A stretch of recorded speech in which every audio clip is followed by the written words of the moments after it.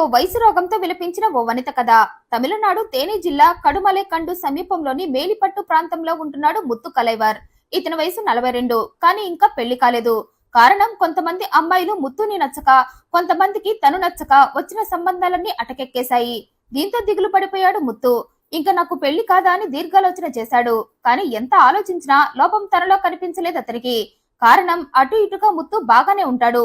Super personality కాకపోయినా అమ్మాయిలు అసహించుకునే cutout మాత్రం కాదు. కానీ కళ్యాణం ఎవరి చేతుల్లోనూ ఉండదు కదా, టైం వచ్చేదాకా వెయిట్ చేయాల్సిందే.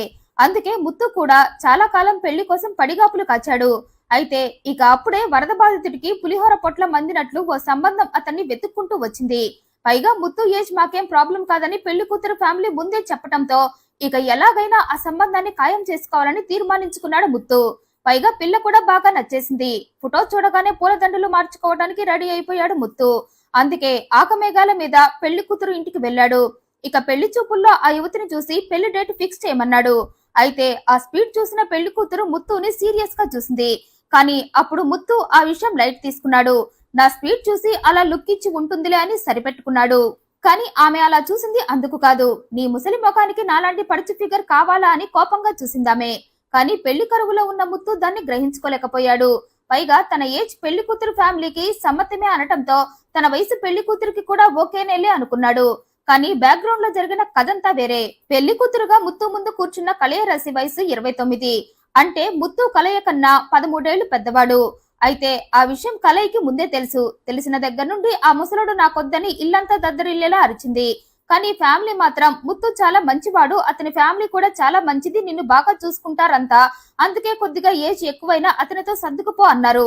కానీ కుదరనే కుదరదన్నది కలై. కానీ ఫ్యామిలీ మొత్తం ఒకటైపోయి కలైకి కళ్యాణం చేయాలని డిసైడ్ అయ్యారు. అందుకే ఆమెకు క్లాసుల మీద క్లాసులు పీకారు. దీంతో కాంప్రమైజ్ అయిపోయింది కలై. ఆమె ఎంత వద్దన్నా వినటం లేదు మరి. అందుకే తప్పదని ముత్తుతో కళ్యాణానికి రెడీ అయిపోయింది. కానీ ముత్తు మాత్రం అలా అనుకోలేదు. అసలు కలైకి తనంటే ఇష్టం లేదు అని ఊహించుకోలేకపోయాడు. కానీ ఎప్పుడైతే కలైతో కళ్యాణం అయ్యి కుడికాలు తన ఇంట్లో పెట్టిందో అప్పుడే కలై మనసులో ఉన్న నిజం అతనికి తెలిసింది.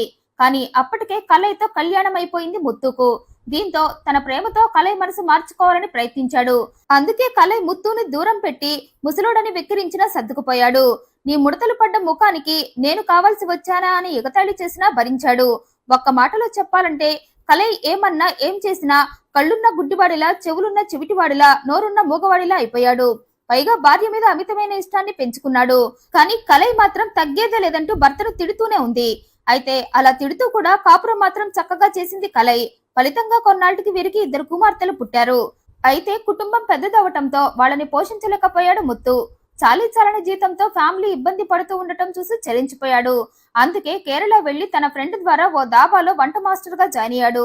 తనకు కావలసిన జీతం అక్కడ దొరుకుతూ ఉండటంతో ఆ డబ్బుతో ఫ్యామిలీని హ్యాపీగా ఉంచొచ్చు అని ఆశపడి భార్య పిల్లల్ని వదిలి కేరళ వెళ్లిపోయి అక్కడే ఓ గదిని అద్దెకు తీసుకుని ఉంటూ దాబాలో వర్క్ చేస్తూ జీతం పడగానే ఆ డబ్బు తీసుకుని భార్య పిల్లల దగ్గరికి వచ్చి 1-2 రోజులు వాళ్లతో కలిసి ఉండి ఆ డబ్బంతా భార్యకిచ్చి జాగ్రత్తగా ఖర్చు పెట్టి మిగిలింది దాయమని చెప్పి వెళ్లిపోయేవాడు.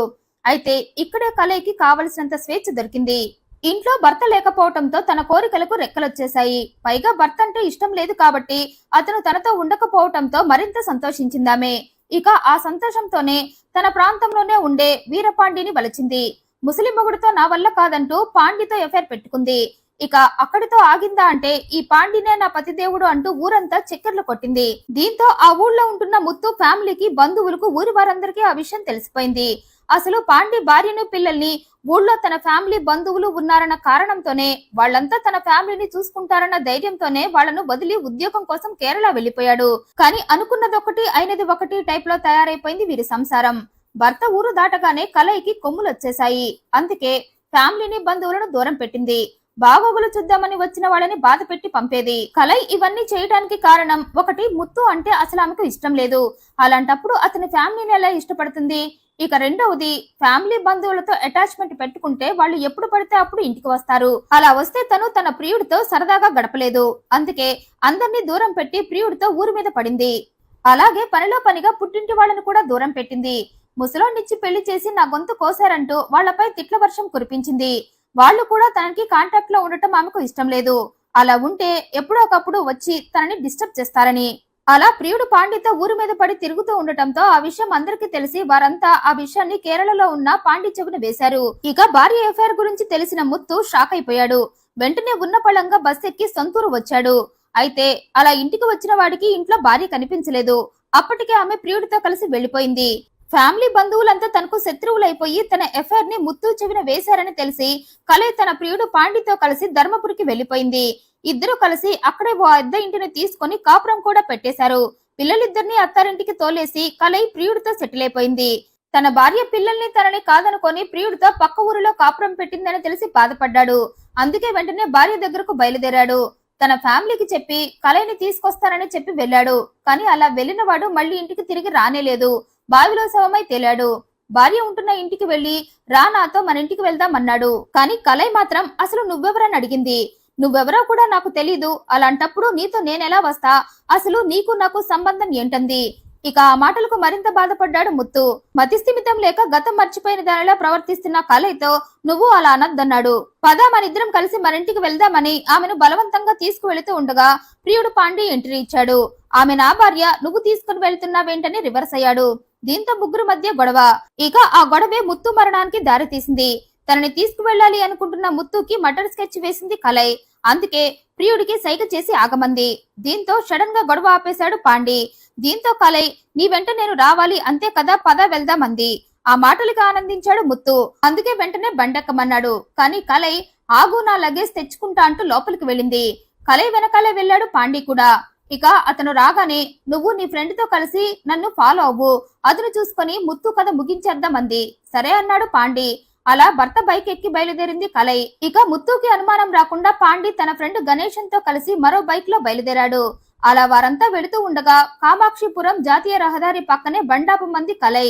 సడన్ గా ఆమె బండాపమని అనటంతో ఎందుకన్నాడు ముత్తు. అర్జెంటుగా కడుపు కదులుతుంది, ఆ కనిపిస్తున్న బావి పక్కనే ఆపంది. ఓ 5 నిమిషాలలో పని ముగించుకొని వస్తా అనటంతో సరే అంటూ ఆ బావి పక్కగా బండాపి భార్య కోసం ఎదురు చూస్తున్నాడు ముత్తు. ఈలోగా అతన్ని ఫాలో అయిన పాండి గణేశన్లు ఇనుపరాడ్లతో అక్కడికి వచ్చి భార్య కోసం ఎదురు చూస్తున్న ముత్తు తలపై బలంగా కొట్టి అతన్ని చంపి శవాన్ని పక్కనే ఉన్న బావిలో పడేశారు. ఇక అదంతా ఓ మూలన నక్కొని మరీ ఆస్వాదించింది కలై. ముత్తు చనిపోయాక దరిద్రం వదిలిపోయిందంటూ మళ్లీ ప్రియుడితో ఇంటికి వెళ్లిపోయింది. అయితే భార్య కోసం ధర్మపురి వెళ్లిన అన్న ముత్తు మళ్లీ ఇంటికి తిరిగి రాకపోవడంతో అతని తమ్ముడికి అనుమానం వచ్చి ధర్మపురి వెళ్లి కలైని మా అన్న ఏడని ప్రశ్నించాడు. దానికి ఆమె నాతో గొడవపడి వెళ్లిపోయాడు నీ అన్న, అంతకు మించి నాకేం తెలియదంది. దీంతో అతనికి అనుమానం వచ్చి పోలీస్ స్టేషన్ లో కేసు పెట్టాడు. ముత్తు మిస్ అయ్యాడని, అతను తన భార్య ఇంటికి వెళ్లాకే కనిపించకుండా పోయాడని చెప్పడంతో పోలీసులు కలైని పట్టుకుని తమ స్టైల్లో విచారించారు.